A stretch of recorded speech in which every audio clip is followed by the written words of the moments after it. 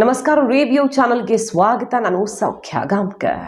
ಸಿದ್ದರಾಮಯ್ಯ ಖರ್ಗೆಗೆ ರಾಜ್ಯ ಕಾಂಗ್ರೆಸ್ ನಾಯಕರಿಂದಾನೇ ಆಘಾತ.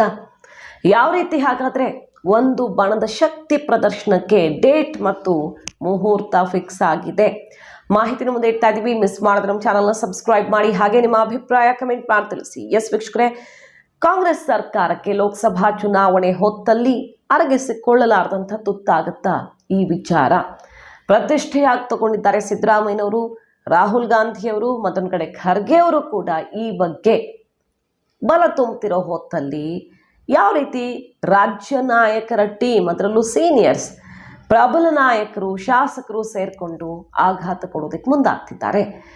ಸದ್ಯ ಈಗ ದಾವಣಗೆರೆಯಲ್ಲಿ ಭರ್ಜರಿ ಶಕ್ತಿ ಪ್ರದರ್ಶನ. ಕಾಂಗ್ರೆಸ್ ಸರ್ಕಾರದ ವಿರುದ್ಧ, ಸಿದ್ದರಾಮಯ್ಯನವ್ರ ವಿರುದ್ಧ ಕಾಂಗ್ರೆಸ್ ನಾಯಕರಿಂದಾನೆ. ಯಾವ ವಿಚಾರದಲ್ಲಿ? ಜಾತಿ ಗಣತಿ ವಿಚಾರದಲ್ಲಿ. ಜಾತಿ ಗಣತಿ ಸ್ವೀಕಾರ ಮಾಡೋದಾಗಿ ಸಿದ್ದರಾಮಯ್ಯನವರು ಹೇಳಿಬಿಟ್ಟಿದ್ದಾರೆ. ಬಟ್ ಅದು ಯಾವಾಗ ಆಗುತ್ತೆ?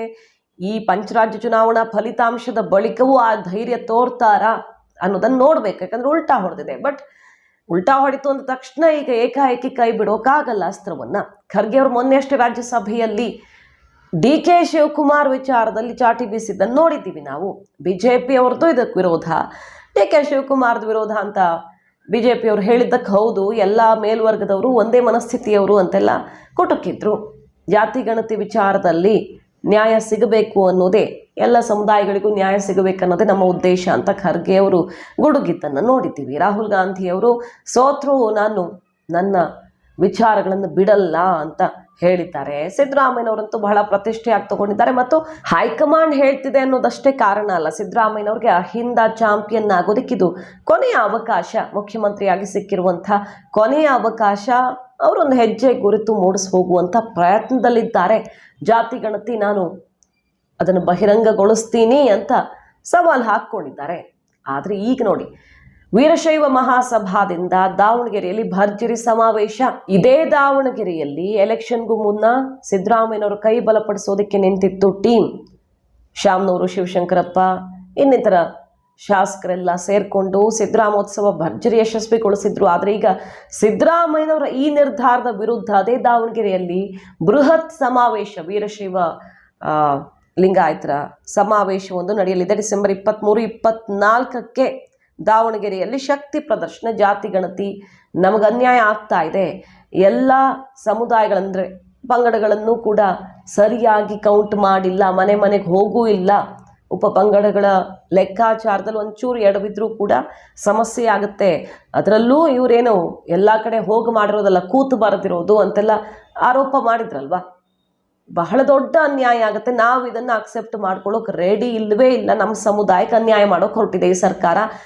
ಪ್ರತ್ಯೇಕ ಧರ್ಮದ ವಿಚಾರದಲ್ಲಿ ಏನಾಗಿದೆ, ಕಾಂಗ್ರೆಸ್ ಯಾವ ಥರ ಕೈ ಸುಟ್ಕೊಂಡಿದೆ ಅನ್ನೋದು ಗೊತ್ತು. ಈಗ ಇದಕ್ಕೆ ಕೈ ಹಾಕಿದ್ರೆ ಸರ್ಕಾರದ ಬುಡಕ್ಕೆ ತೊಂದರೆ ಆಗಬಹುದು ಅನ್ನೋ ತನಕ ಪರೋಕ್ಷ ಎಚ್ಚರಿಕೆ ಕೊಟ್ಟಿದ್ದಂಥ ಶಾಮನೂರು ಶಿವಶಂಕರಪ್ಪನವರು ಈಗ ಲಿಂಗಾಯತ ಶಾಸಕರನ್ನ ಸೇರಿಸಿಕೊಂಡು ಬೃಹತ್ ಶಕ್ತಿ ಪ್ರದರ್ಶನಕ್ಕೆ ಮುಂದಾಗ್ತಿದ್ದಾರೆ. ಅದಕ್ಕೆ ಪೂರ್ವಭಾವಿ ಮೀಟಿಂಗು ಎಲ್ಲ ನಡೀತಿದೆ.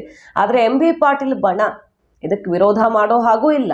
ಅಂದರೆ ಲಿಂಗಾಯತರ ತೀರ್ಮಾನ ಏನಿದೆಯೋ ಅದಕ್ಕೆ ವಿರುದ್ಧ ದಿಕ್ಕಿನಲ್ಲಿ ನಡೆಯೋಕ್ಕಾಗಲ್ಲ, ಸಮುದಾಯದ ಬಲ ಬೇಕು. ಹಾಗಂತ ಸಿದ್ದರಾಮಯ್ಯನವರ ಆಪ್ತ ನಾಯಕನಾಗಿ ಸಿದ್ದರಾಮಯ್ಯನವ್ರಿಗೆ ಸೆಡ್ ಹೊಡೆಯೋದಕ್ಕೂ ಅವ್ರಿಗೆ ಇಷ್ಟ ಇಲ್ಲ. ಹಾಗಾಗಿ ಇಕ್ಕಟ್ಟಲ್ಲಿ ಸಿಲುಕಿದ್ದಾರೆ. ಪೂರ್ವಭಾವಿ ಮೀಟಿಂಗಲ್ಲಿ ಹುಷಾರಿಲ್ಲ, ನನಗೆ ಅನಾರೋಗ್ಯ ಅಂತ ಹೇಳಿ ಜಸ್ಟ್ ಅಟೆಂಡ್ ಆದಂಗೆ ಮಾಡಿ ಎದ್ದು ಹೋಗಿದ್ದಾರೆ. ಸೊ ಅಲ್ಲೂ ಒಂದು ಒಡಕು ಮೂಡಿದಂತೆ ಕಂಡು ಬರ್ತಾ ಇದೆ. ಸಿದ್ದರಾಮಯ್ಯ ಟೀಮ್ನ ಕೆಲವು ಶಾಸಕರು ಇದರಿಂದ ಅಂತರ ಕಾಯ್ದುಕೊಳ್ಳಬಹುದು, ಇಲ್ಲ ತಟಸ್ಥವಾಗಿ ಇರಬಹುದು.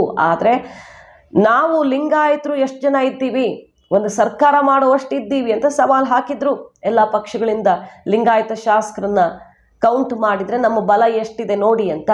ಈಗ ಭರ್ಜರಿ ಸಮಾವೇಶಕ್ಕೆ ಮುಂದಾಗ್ತಿರೋದು ಸಿದ್ದು ಸರ್ಕಾರಕ್ಕೆ ನುಂಗಲಾರ್ದ ತುತ್ತಾಗತ್ತಾ? ಸಿದ್ದರಾಮಯ್ಯ ಮಹತ್ವಾಕಾಂಕ್ಷಿಯ ಈ ಜಾತಿ ಗಣತಿ ರಿಪೋರ್ಟ್ ಅನ್ನು ಬಹಿರಂಗಗೊಳಿಸುವಂತ ವಿಚಾರ ಕಗ್ಗಂಟಾಗಿ ಪರಿಣಮಿಸಿದೆ. ಈಗ ಕಾದ್ ನೋಡೋಣ. ಮಾಹಿತಿ ನಿಮ್ಗೆ ಇಷ್ಟ ಆಗಿದ್ರೆ ಮಿಸ್ ಮಾಡಿದ್ರೆ ನಮ್ಮ ಚಾನಲ್ನ ಸಬ್ಸ್ಕ್ರೈಬ್ ಮಾಡಿ, ಹಾಗೆ ನಿಮ್ಮ ಅಭಿಪ್ರಾಯ ಕಮೆಂಟ್ ಮಾಡಿ ತಿಳಿಸಿ. Thank you.